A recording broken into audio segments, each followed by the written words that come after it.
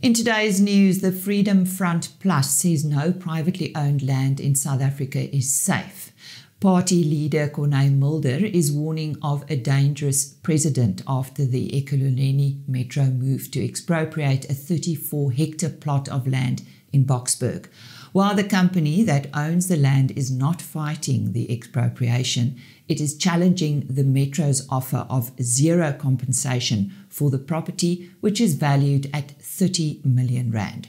The case, which is regarded as a crucial test of Section 25 of the Constitution, will be heard in the Johannesburg High Court in February next year.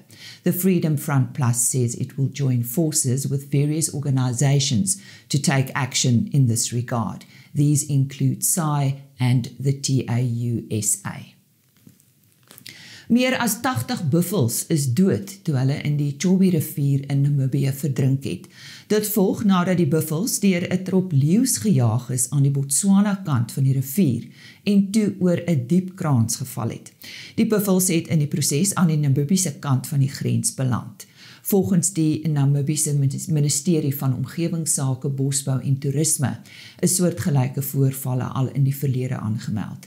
In 2018 is sowat 400 buffels dood nadat hulle ook deur die rivier probeer vlug het. Vleis van die karkasse is aan die omliggende gemeenskappe uitgedeel. Suid-Afrikaanse verbruikers sal waarskynlik nie voor die feestyd 'n daling in beesvleispryse sien nie. Volgens Nkensani Mashimbi, 'n landbouekonoom van Absa, het alle vleispryse gestyg weens biosekuriteitskwessies en uitbrekings soos backing closure. Die jaarlikse Absa Agri Trends verslag wat tydens 'n funksie by Nampo bekend gestel is, waarsku dat herhaalde siekteuitbrekings uitvoergroei ondermyn. Alhoewel slaggetalle verbeter, bly volumes onder die verwagte vlakke en dit sal pryse hoog hou. The Pinotage Association has announced the finalists in the 2025 ABSA Top 20 Pinotage Awards. These wines were chosen from 120 entries by 68 producers and represent the cream of South Africa's national grape. The wines come from a wide variety of wine regions and emphasizes the versatility of Pinotage. According to Beyer Streeter, chairman of the Pinotage Association, each wine tells a unique story of South Africa.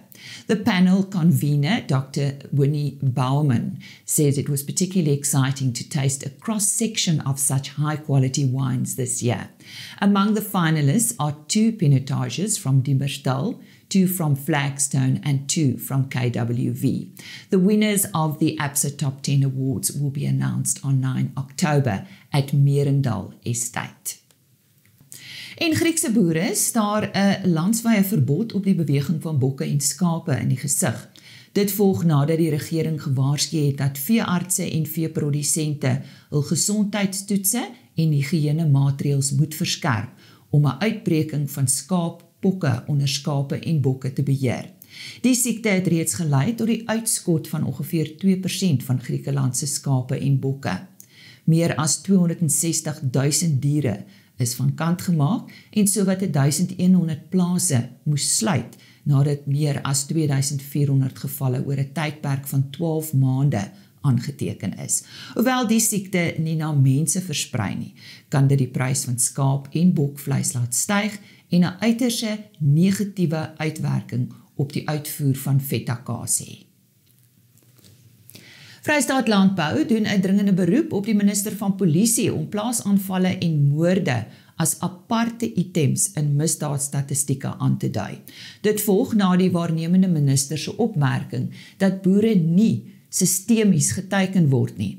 Volgens Dr. Jane Buys, 'n veiligheidsontleder van Vrystaat Landbou, word misdaad in landelike gebiede waarskynlik onderskat, aangesien 16% van Vrystaat se huishoudings op plase woon.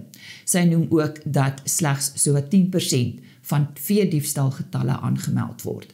Vrystaat Landbou ondervind tans talle uitdagings met die polisie, waaronder 'n gebrek aan voertuie en korrupsie. Die organisasie het daarom versoek dat die nasionale landelike beveiligingsstrategie ten volle geïmplementeer word. Francois Wilken, president van Vrystaat Landbou, sê die polisie se onvermoë om hul mandaat uit te voer, plaas landelike gemeenskappe onder geweldige druk en hy eis dus daadwerklike optrede. En dit is dan vandag se nuus.